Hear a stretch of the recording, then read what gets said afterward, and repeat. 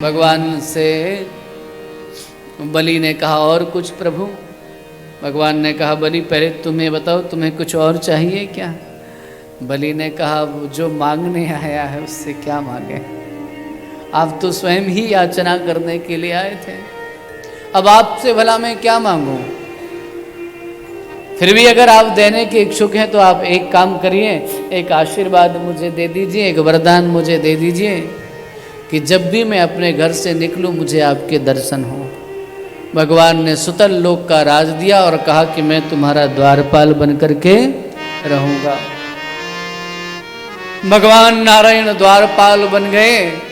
लक्ष्मी जी व्याकुल हो गई।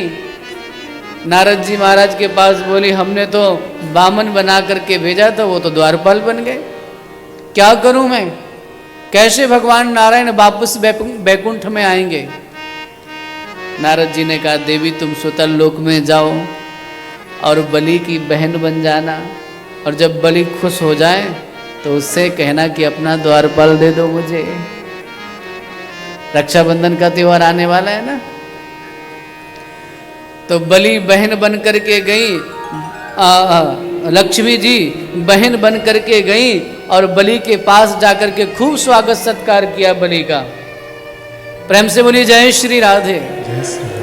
और जब बलि प्रसन्न हो गया बोले तूने मेरे हाथ में राखी बांधी है, अच्छा बता तुझे क्या चाहिए।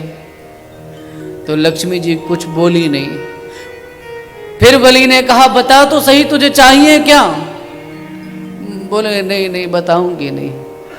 बोले मैं 3 बार कहता हूं जो तू मांगेगी दूंगा दूंगा दूंगा। लक्ष्मी जी ने तो कहा मुझे कुछ और नहीं चाहिए, भैया तेरा द्वारपाल पसंद आ गयो है तेरा द्वारपाल मुझे दे दो। बलि ने आंखें विस्फारित नेत्र कर लिए और कहा तू सच बता तू है कौन, सच में तेरा परिचय बता तू कौन है।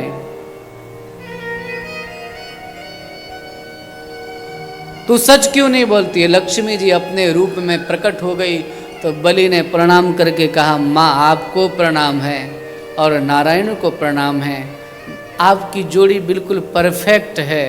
पहले एक आया था तो उसने छल करके राज छीन लिया, दूसरा आया है तो उसने छल करके जिसको छला था उसको वापस ले लिया।